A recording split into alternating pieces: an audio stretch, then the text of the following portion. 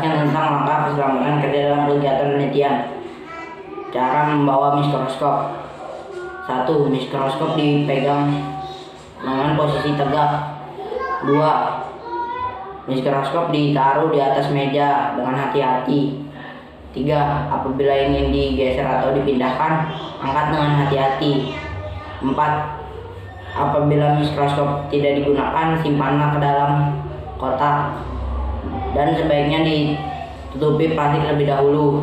Saat menyimpan, lensa objektif dipasang dalam keadaan berkekuatan rendah. 5. Jangan mendekatkan lensa objektif ke kaca benda dengan pemutaran yang kasar saat mata mengintip, karena tabung akan menekan lensa tanpa disengaja dan dapat membuat pecah.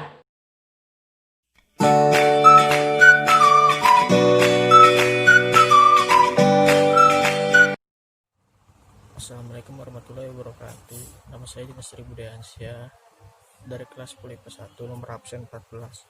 Saya ingin melanjutkan penjelasan dari teman saya yaitu Diki. B. Melihat isi tabung reaksi. Ketika memasukkan zat asam atau zat korosif, lihatlah melalui sisi gelas. Hal itu untuk menghindarkan mata dari percikan zat. Melihat melalui mulut tabung sangat berbahaya. C. Pemanasan zat dalam tabung reaksi.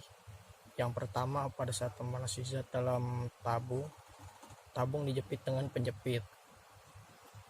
Yang kedua itu agar tabung tidak pecah karena pemanasan mendadak yang tidak merata, jauhkan dan dekatkan tabung reaksi berulang-ulang sampai panas merata. Panaskan bagian bawah tabung reaksi di bagian atas api. Yang keempat yaitu jauhkan mulut yang ketiga. Yang keempat sekarang jauhkan mulut tabung ke tempat yang aman, yaitu jauh dari orang dan peralatan serta zat-zat berbahaya lain agar percikan zat dan asapnya tidak mengganggu. Sekian dari saya. Assalamualaikum warahmatullahi wabarakatuh.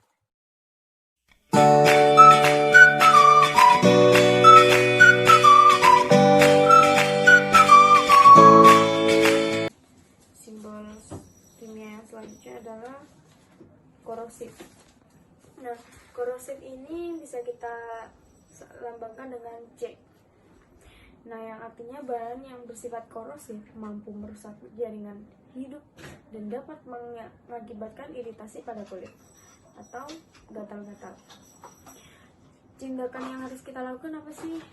Hindari kontak langsung dengan kulit dan hindari dari benda yang bersifat logam. Contohnya itu HCl, H2SO4 dan NaOH. Oke, kita lanjutkan dengan simbol bahan kimia yang selanjutnya yaitu highlight flammable. Ini bisa kita lambangkan dengan huruf F yang artinya mudah terbakar di bawah kondisi atmosferik biasa dan memiliki titik nyala rendah di bawah 21 derajat Celcius, namun mudah terbakar di bawah pengaruh kelembapan. Tindakan yang harus kita lakukan adalah hindari dari sumber api terbuka ataupun loncatan pada kelembapan tertentu, misalnya aseton dan logam natrium. Oke, simbol kimia selanjutnya adalah extremely flammable. Extremely flammable ini bisa kita lambangkan dengan Ft. Ini lebih berbahaya, bahan yang begitu sangat mudah terbakar, berupa gas maupun udara yang membentuk suatu campuran yang bersifat mudah meledak di bawah kondisi normal. Tindakan yang harus kita lakukan adalah jauhkan dari campuran udara maupun sumber api. Nah, contohnya itu ditiliter atau cairan dan propane atau gas. Nah, oke, kita lanjutkan selanjutnya. Simbol kimia selanjutnya adalah eksplosif.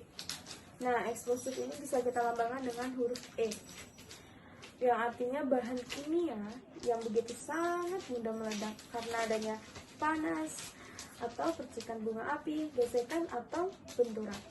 Nah, tindakan yang harus kita lakukan adalah hindarkan dari pukulan atau benturan, pemanasan, gesekan api, dan sumber nyala lain bahkan tanpa oksigen atmosferik.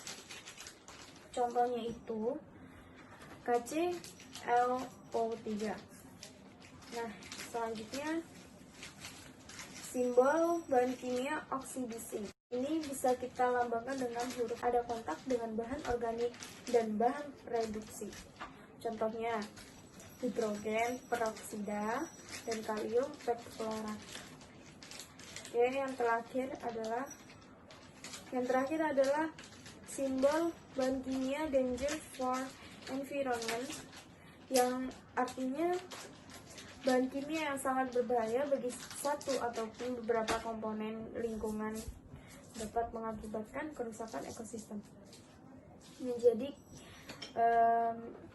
saat kita melakukan penelitian di laboratorium, kita harus menghindari kontak langsung dengan makhluk hidup. Tindakannya ya kita harus hindarkan kontak ataupun bercampur dengan lingkungan yang mampu membahayakan makhluk hidup. Nah, contoh bahan kimianya itu tributil timah kloida, tetraklorometan, dan petroleum bensin. Oke, mungkin sekian dari saya.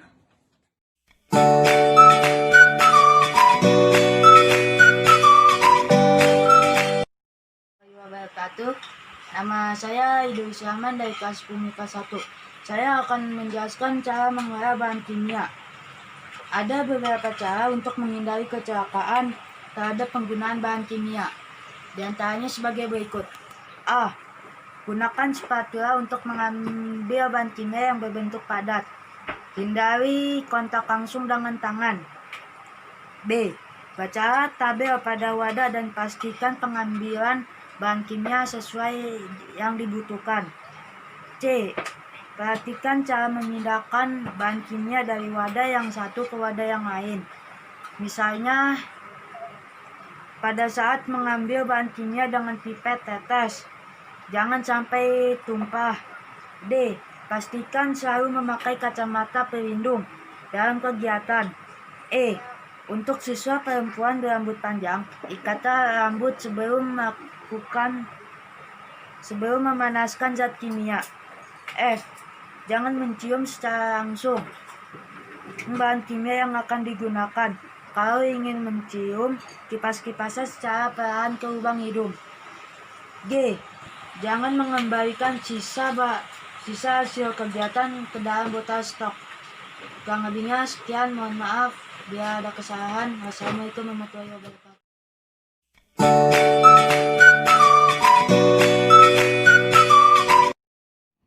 Jangan mencium secara langsung bahan kimia yang akan digunakan.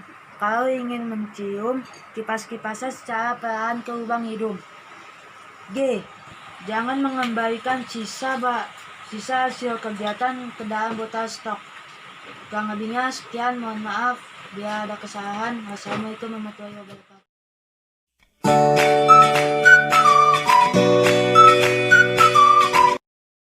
Nama saya Wayan Ari Chandra Yuda, kelas 10 MIPA 1, absen 18.